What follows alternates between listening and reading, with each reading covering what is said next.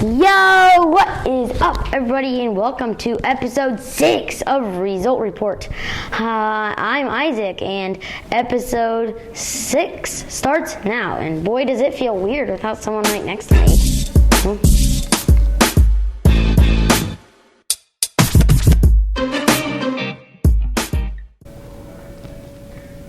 Okay, so we thought of some new segment names over our turn. We will start with the NFL Huddle, and with the NFC Championship, that was not close. The Eagles handled the 49ers 31-7. Unlike my predictions, who would have known they'd have all those injuries? Brock Purdy, a torn UCL. He will be sidelined 6 months, and he is rethinking his decision to have surgery.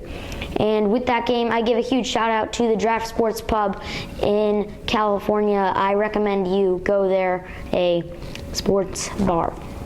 A pub, it's a pub, not a bar. And then in the AFC, well, the Eagles handled them 31-7. And the AFC, the Chiefs and the Bengals, a rematch. And Joseph Osai, a linebacker for the Bengals, you've probably never heard of him. I hadn't before this happened. A 15-yard penalty, unnecessary roughness when he pushed Mahomes out of bounds. It did not look intentional. To set up a Harrison Butker game-winning 45-yard field goal as the Chiefs beat the Bengals 23-20. And now let's do the picks. Remember, we go by the spread, and it will be the Eagles and the Chiefs in the Super Bowl. They both have the same record, believe it or not. And rarely do you see the best team win the Super Bowl. Am I right? Tell me in the comments below who was the last best team in the league to win the Super Bowl. Now, Philadelphia is favored by 2, and if you've watched the other videos, you've seen I have not picked the Eagles yet. I have underestimated Philly all season long, and it comes down to this moment. Whoever loses this game, I feel like if the Chiefs lose this game, they're not going to be good next season. And I really, for the first time, I am going with the Philadelphia Eagles. They have been outstanding. They beat the Giants by 31. They beat the 49ers by 24. You don't have evidence so far that the Eagles will cover. They will win by 2. And so I have the Eagles. If you watch the game, Jalen Hurts says he doesn't want people to stop doubting him. If everyone's doubting you, if no one's doubting you, then all you can do is let them down. So that's a motivational lesson there. And now that will wrap up our NFL Huddle. Come for our college basketball sideline next. Welcome to our college basketball sideline. And first, Zach Edey last week, a career-high 38 points against Michigan State. He really has owned them. First last season in the loss to them on the road, he had 25 points, a career high then. Then he had a career high earlier this year, 32 points, and then another career high, 38. He really owns them. And Tyson Walker also does pretty well. And then number 10, Texas, defended home court and beat number 11, Baylor. And then Texas Tech wins their first Big 12 game of the year in Lubbock, downing Iowa State in a comeback, winning 80-77 in OT. And also, a shakeup in the rankings after Tennessee's big win over Texas. They improved to number 2 with Purdue staying their spot at number 1. Wake Forest 14-8 at Duke 15-6. Duke favored by 8.5.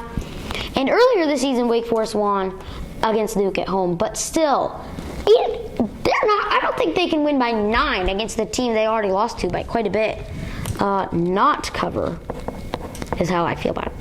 Virginia Tech at number 23, Miami. Miami has struggled lately, and I don't know why that is, but they are favored by 3.5, and Virginia Tech doing a little bit better after a rough start. Miami will not cover. They will not win either.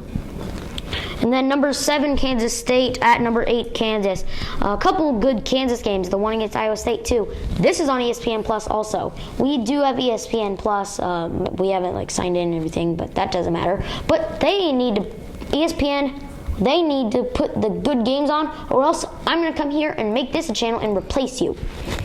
And so they will not cover. And Kansas is favored by 8.5. I think they won't cover. I'm being harsh to these Vegas odds. Then number 21, Indiana at Maryland. Indiana on a 5-game winning streak after they thought they were done for and no tournament hopes. I think they're going to beat Purdue on Saturday.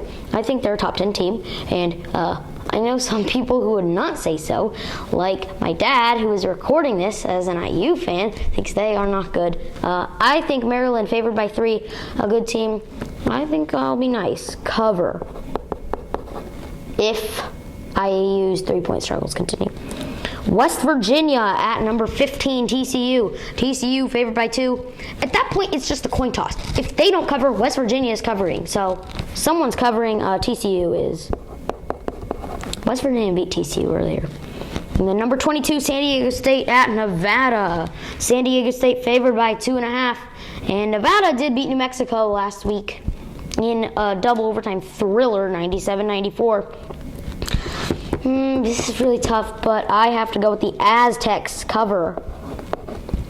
Then we could not find the odds for this game. Penn State at Purdue. We will be going to that game, so there will be no result report. I have Purdue winning that game and improving to 22-1. That's pretty darn good. Then number 17, Providence at number 16, Xavier. Ultimate Big East showdown.